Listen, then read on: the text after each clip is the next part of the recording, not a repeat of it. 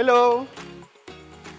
Andito tayo ngayon sa Valenzuela City para sa Service Outreach Distribution Extension ng DKT Philippines Foundation.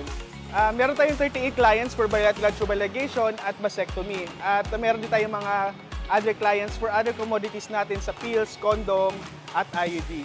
Mamaya sa Nueva Ecija naman kami sa Palayan City. Kita-kits!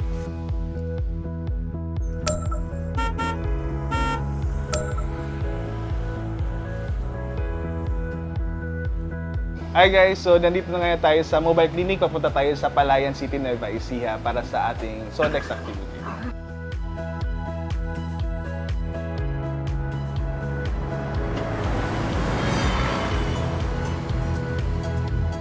Ongoing po yung bilateral ligation natin ngayon dito sa mobile bus.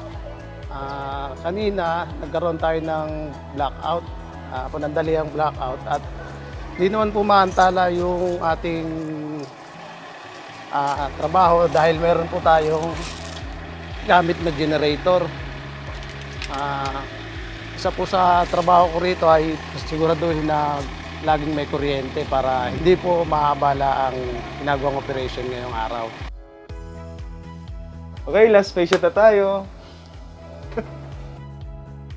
Dito sa Palayan, nagkaroon tayo ng 50 clients for bilateral tubal ligation and we have other clients accommodated for other commodities. So it was a fulfilling day for us to serve 50 clients. So kudos to the team. It was a tiring but fulfilling day and it's a wrap for Palayan.